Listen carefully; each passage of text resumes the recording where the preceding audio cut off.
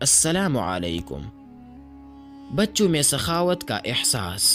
فلسطین کے ایک اسکول میں استانی نے بچوں سے ٹیسٹ میں پہلی پوزیشن حاصل کرنے والوں کو انعام کا وعدہ کیا کہ جو بھی فرسٹ آیا اس کو نیا جوتا ملے گا۔ ٹیسٹ ہوا، سب نے یکساں نمبر حاصل کیے۔ اب ایک جوڑا سب کو دینا ناممکن تھا، اس لیے استانی نے کہا کہ چلیے قراردادی کرتے ہیں، جس کا بھی نام نکل آیا اس کو یہ نیا جوتا دیں گے، اور قراردادی کے لیے سب کو کاغذ پر اپنا نام لکھنے اور ڈبے میں ڈالنے کو کہا گیا۔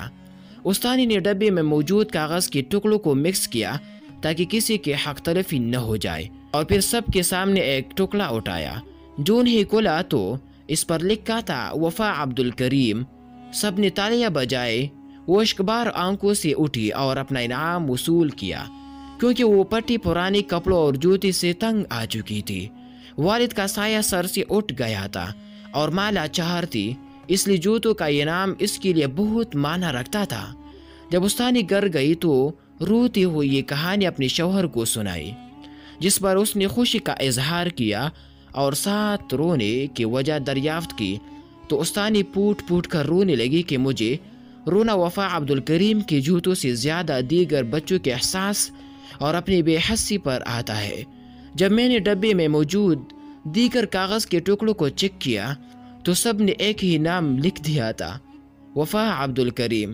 ان معصوم بچوں کو وفا عبدالکریم کے چہرے پر موجود لاچاری کی درد اور کرب محسوس ہوتا تھا، لیکن ہمیں نہیں، جس کا مجھے افسوس ہے۔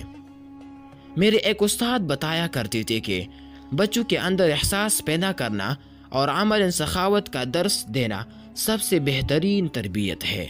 ہمارے کئی اسلاف کے بارے میں کتابوں میں موجود ہے کہ وہ خیرات، صدقات اور زکوٰۃ اپنے ہاتھوں سے نہیں دیتے، بلکہ بچوں کو دے کر ان سے تقسیم کرواتے تھے۔